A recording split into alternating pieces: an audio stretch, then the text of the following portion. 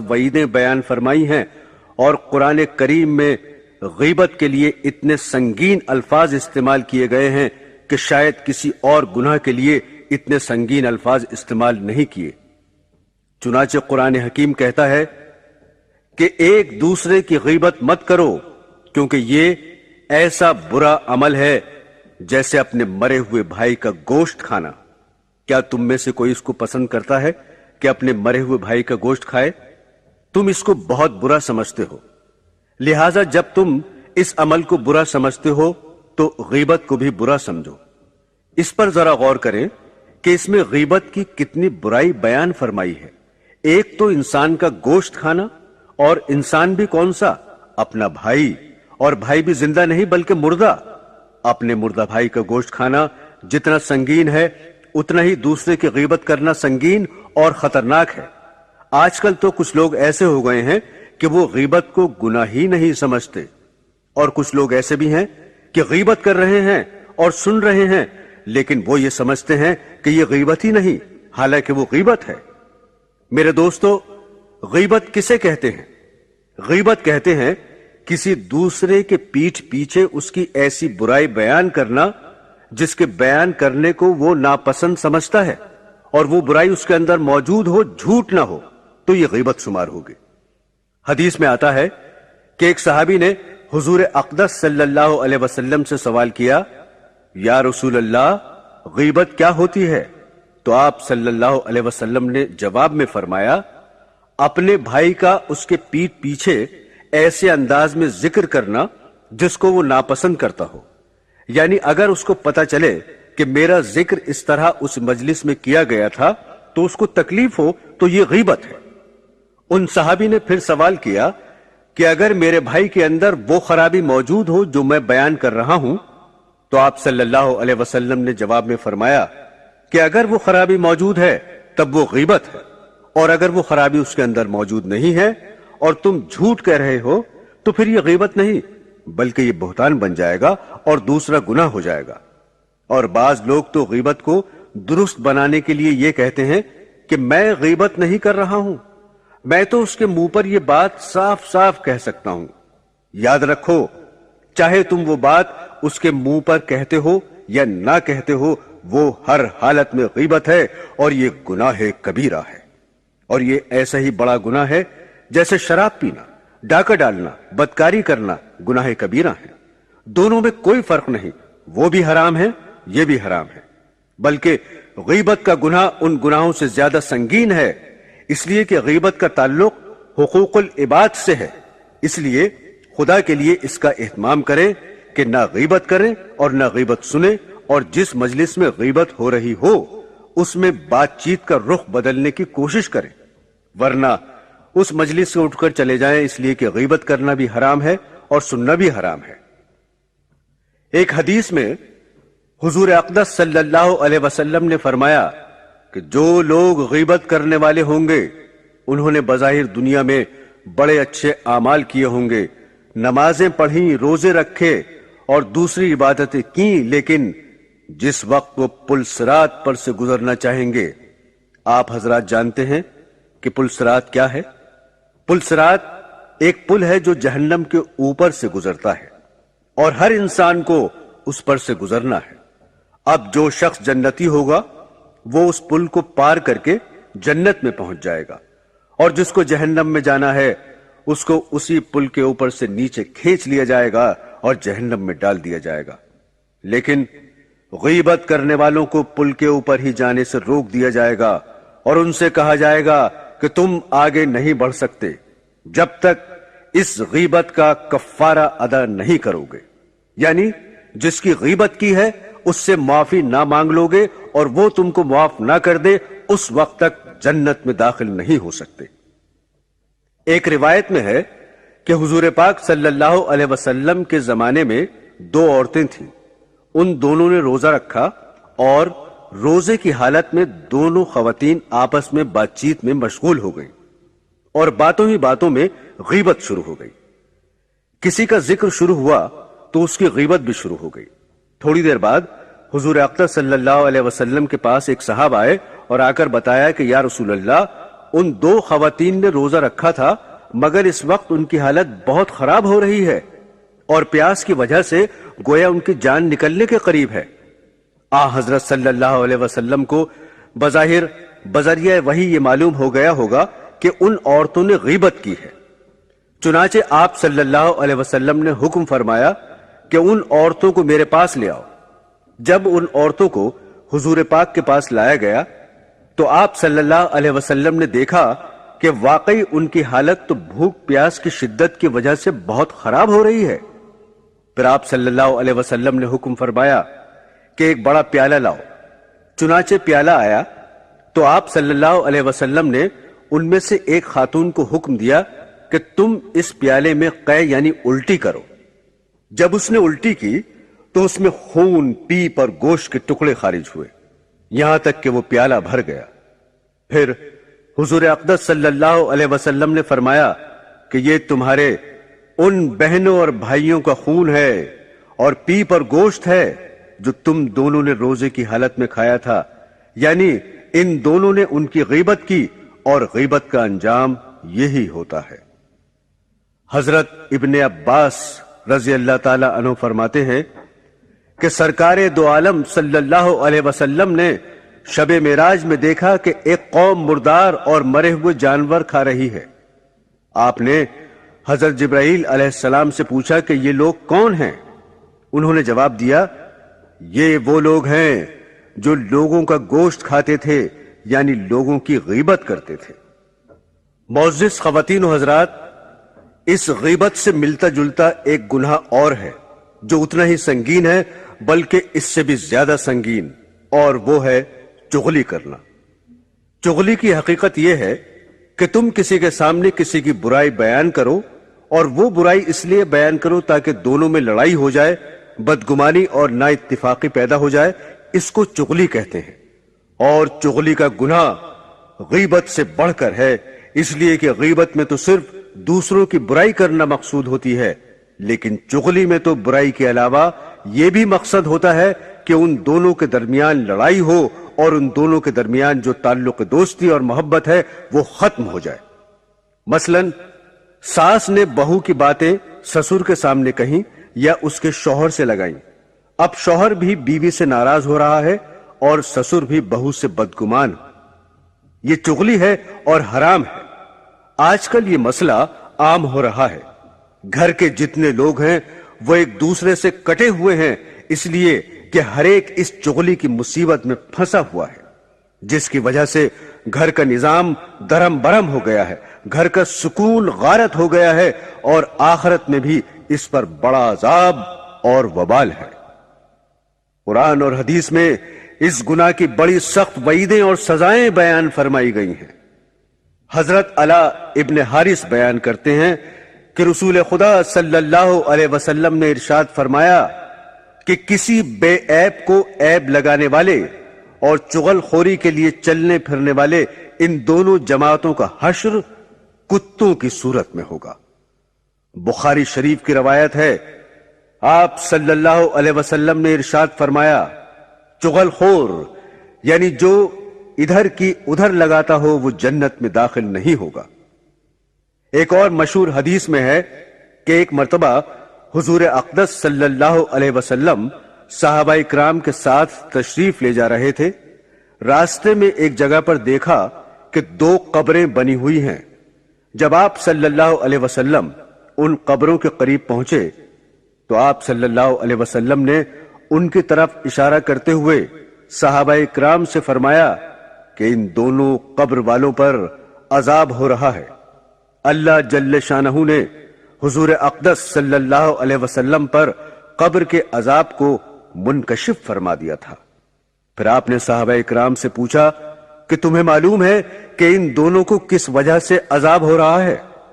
ان کو ایسی دو باتوں کی وجہ سے عذاب ہو رہا ہے کہ ان دو باتوں سے بچنا ان کے لیے کچھ مشکل نہ تھا۔ اگر یہ لوگ چاہتے تو آسانی سے بچ سکتے تھے، لیکن یہ بچے نہیں، اس کی وجہ سے یہ عذاب ہو رہا ہے۔ ایک صاحب کو اس وجہ سے کہ وہ پیشاب کی چھینٹوں سے نہیں بچتے تھے، احتیاط نہیں کرتے تھے، مثلا ایسی جگہ پر یا اس طرح سے پیشاب کیا جس کی وجہ سے جسم پر چھینٹیں آ گئی، اس احتیاط نہ کرنے کی وجہ سے عذاب ہو رہا ہے، اور دوسرے صاحب کو اس لیے عذاب ہو رہا ہے کہ وہ دوسروں کی چغلی بہت کیا کرتے تھے، اس کی وجہ سے قبر میں عذاب ہو رہا ہے۔ لہذا اس حدیث میں حضور پاک صلی اللہ علیہ وسلم نے چغلی کو قبر کے عذاب کا بھی سبب قرار دیا۔ امام غزالی نے لکھا ہے کہ دوسروں کا کوئی راز کھول دینا بھی چغلی کے اندر داخل ہوتا ہے۔ ایک حدیث شریف میں حضور اقدس صلی اللہ علیہ وسلم نے ارشاد فرمایا کہ مجلسوں کے اندر جو بات کی جاتی ہے وہ بھی امانت ہے، اب وہ بات آپ جا کر دوسروں سے کہہ دیں تو یہ امانت میں خیانت ہے اور یہ بھی چغلی کے اندر داخل ہے۔ بہرحال میرے دوستو، یہ غیبت اور چغلی کا گناہ اتنا بڑا عظیم اور سنگین گناہ ہے، اس کی سنگینی آپ نے احادیث کے اندر سنی، لیکن جتنا سنگین ہے آج اتنی ہی اس کی طرف سے لاپرواہی اور غفلت برتی جا رہی ہے۔ مجلسیں ان سے بھری ہوئی ہیں، زبان قینچی کی طرح چلتی ہے، رکنے کا نام ہی نہیں لیتی۔ خدا کے لیے اس کو لگام دو اور اس کو قابو میں رکھو اور اس کو اللہ اور اللہ کے رسول کے حکم کے مطابق چلاؤ، ورنہ اس کا انجام یہ ہے کہ اس کی وجہ سے گھر کے گھر تباہ ہو رہے ہیں، آپس میں نا اتفاقیاں ہو رہی ہیں، فتنے، فساد، دشمنی، خدا جانے کتنی خرابیوں کا ذریعہ ہے، اور آخرت میں تو جو عذاب اس کی وجہ سے ہونے والا ہے وہ تو اپنی جگہ ہے ہی۔ میرے دوستو، اب اس منظر کی تفصیل سنیے جس کو دوسرے نمبر پر بیان کیا گیا۔ آپ صلی اللہ علیہ وسلم نے فرمایا کہ معراج کی رات میں کچھ لوگ مجھے ایسے بھی ملے جن کے پیٹ اتنے بڑے بڑے تھے جیسے انسانوں کے رہنے کے گھر ہوتے ہیں، اور ان میں سانپ تھے جو باہر سے ان کے پیٹوں میں سے نظر آ رہے تھے۔ رسول پاک صلی اللہ علیہ وسلم فرماتے ہیں کہ میں نے جبرائیل علیہ السلام سے معلوم کیا کہ یہ لوگ کون ہیں؟ انہوں نے جواب دیا، یہ سود کھانے والے ہیں۔ میرے بھائیوں، آج اس کا بھی بہت رواج ہو گیا ہے، حالانکہ سود کو قرآن کریم نے بہت بڑا گناہ بتایا ہے۔ چنانچہ فرمایا کہ اے ایمان والو، اللہ سے ڈرو اور سود کا جو حصہ بھی رہ گیا ہو اس کو چھوڑ دو۔ اگر تمہارے اندر ایمان ہے، اگر تم سود کو نہیں چھوڑو گے، یعنی سود کے معاملات کرتے رہو گے، تو اللہ اور اس کے رسول کی طرف سے اعلان جنگ سن لو، یعنی ان کے لیے اللہ کی طرف سے لڑائی کا اعلان ہے۔ یہ اعلان جنگ اللہ تعالی کی طرف سے کسی بھی اور گناہ پر نہیں کیا گیا۔ چنانچہ جو لوگ شراب پیتے ہیں ان کے بارے میں بھی یہ اعلان نہیں، جو خنزیر کھاتے ہیں ان کے بارے میں یہ اعلان نہیں، لیکن سود کے بارے میں فرمایا کہ جو لوگ سود کے معاملات کو نہیں چھوڑتے ان کے لیے اللہ اور اس کے رسول کی طرف سے جنگ کا اعلان ہے۔ اس کے بارے میں باقی حدیث سننے سے پہلے یہ سن لیجئے کہ سود کہتے کس کو ہے۔ سود اس کو کہتے ہیں مثلاً آپ کسی شخص کو ادھار دیں اور اس ادھار پر آپ یہ طے کریں کہ اصل سے زیادہ دینے ہیں، تو جو زیادتی طے کی گئی ہے وہ سود ہے۔ لیکن اگر آپ نے زیادہ دینے کو طے نہیں کیا بلکہ اس نے خوشی سے زیادہ دے دیے تو یہ حرام نہیں بلکہ جائز ہے۔ بہرحال سود وہ زیادتی ہے جو پہلے طے کی جائے، اور اسی کو حدیث میں گناہ کبیرہ فرمایا گیا ہے۔ بخاری شریف کی حدیث میں حضرت ابو ہریرہ رضی اللہ تعالیٰ عنہ فرماتے ہیں کہ سود کھانا ان گناہ کبیرہ میں سے ہے جو ہلاک کرنے والے ہیں۔ مسلم شریف کی روایت ہے، حضرت ابن مسعود فرماتے ہیں کہ رسول اللہ صلی اللہ علیہ وسلم نے فرمایا، سود کھانے والے پر اور سود کھلانے والے پر دونوں پر خدا کی لعنت ہو۔ حضرت عبداللہ ابن ابی اوفہ رضی اللہ تعالیٰ عنہ فرماتے ہیں کہ رسول اکرم صلی اللہ علیہ وسلم نے فرمایا، جو لوگ صرافہ کرتے ہیں یعنی سونے اور چاندی کی خرید و فروخت کرتے ہیں اور اس میں احتیاط نہیں کرتے، چاندی کے بدلے میں زائد چاندی اور سونے کے بدلے میں زائد سونا لیتے ہیں، ان کو دوزخ میں پہنچنے کی خبر دی ہے۔ اور حضرت ابو ہریرہ رضی اللہ تعالیٰ عنہ فرماتے ہیں کہ رسول خدا صلی اللہ علیہ وسلم نے فرمایا، 4 شخصوں کے متعلق اللہ تعالیٰ پر یہ حق ہے کہ ان کو جنت میں داخل نہ کرے اور جنت کی لذتوں سے ان کو محروم رکھے۔ نمبر 1، ہمیشہ شراب پینے والا۔ نمبر 2، یتیم کا مال کھانے والا۔ نمبر 3، ماں باپ کا نافرمان۔ اور نمبر 4، سود کھانے والا۔ حضرت ابن عباس رضی اللہ تعالی عنہ روایت کرتے ہیں کہ سرکار دو عالم صلی اللہ علیہ وسلم نے فرمایا، جب زنا اور سود کسی بستی میں جاری ہو جاتا ہے تو بستی والوں پر اللہ کا عذاب حلال ہو جاتا ہے۔ مسلم شریف کی روایت ہے، حضرت جابر رضی اللہ تعالیٰ عنہ فرماتے ہیں کہ حضور صلی اللہ علیہ وسلم نے ارشاد فرمایا، سود کھانے والے، سود کھلانے والے، کاتب اور گواہ سب برابر ہیں، خدا سب پر لعنت کرے۔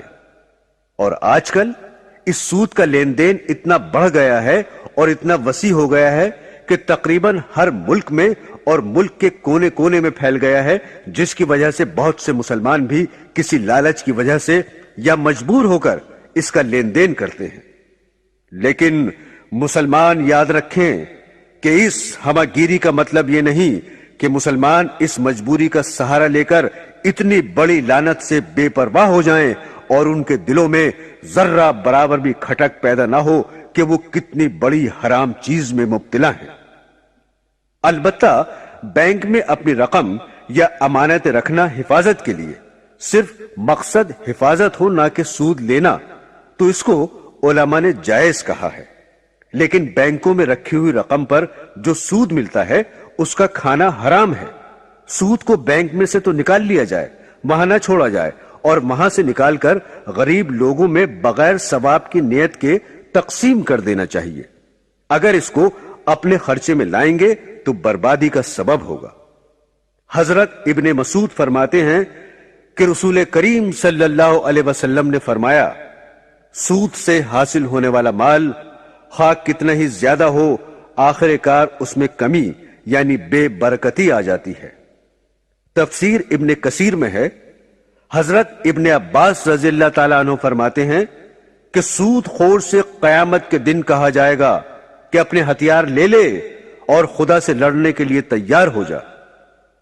آپ صلی اللہ علیہ وسلم فرماتے ہیں کہ امام وقت پر فرض ہے کہ سود خور لوگ جو اسے نہ چھوڑیں ان سے توبہ کرائے، اور اگر نہ کریں تو ان کی گردن مار دے۔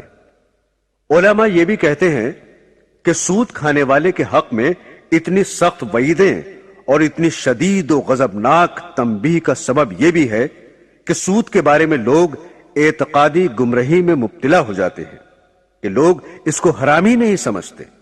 ان کے ذہن اور دل و دماغ پر گناہوں کی اتنی ظلمت چھائی ہوئی ہوتی ہے کہ سود کو حلال سمجھتے ہیں۔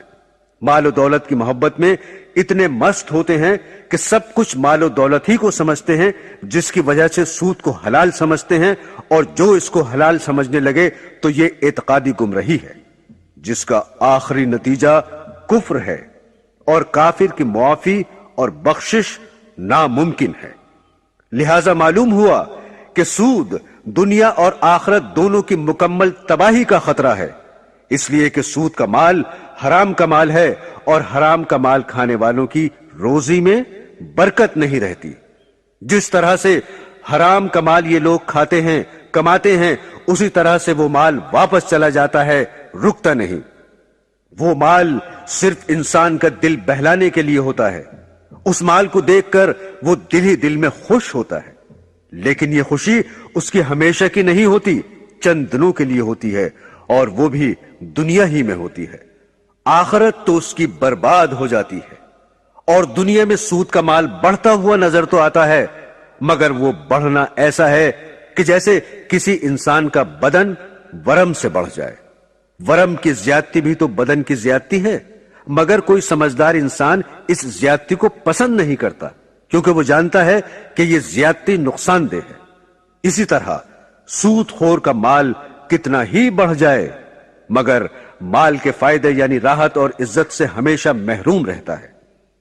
بہرحال میرے دوستو، اسلام کی یہ اٹل حقیقت ہے کہ سود حرام ہے ہر فرد کے لیے، ہر طبقے کے لیے، ہر زمانے کے لیے، اور گناہ کبیرہ ہے اور ایسا عظیم گناہ ہے جو معاف نہیں کیا جا سکتا۔ رسول اقدس صلی اللہ علیہ وسلم نے حضرت عوف رضی اللہ تعالی عنہ سے فرمایا کہ ان گناہوں سے بچو جو معاف نہیں کیے جاتے، ان میں سے ایک مال غنیمت کی چوری اور دوسرے سود کھانا۔ ایک اور حدیث ہے، رسول مقبول صلی اللہ علیہ وسلم نے ارشاد فرمایا کہ معراج کی شب میں نے ایک خون کی نہر بھی دیکھی، اس میں ایک آدمی غوطے کھا رہا تھا۔ جب وہ کنارے پر آتا تھا تو ایک آدمی جو کنارے پر کھڑا تھا اس کے منہ پر پتھر مار کر پھر دھکیل دیتا تھا، اور یہ سلسلہ برابر جاری تھا۔ میں نے جبرائیل علیہ السلام سے کہا کہ یہ شخص کون ہے؟ تو انہوں نے کہا کہ یہ آپ کی امت کا سود خور ہے۔ اللہ تعالی ہم سب کو سود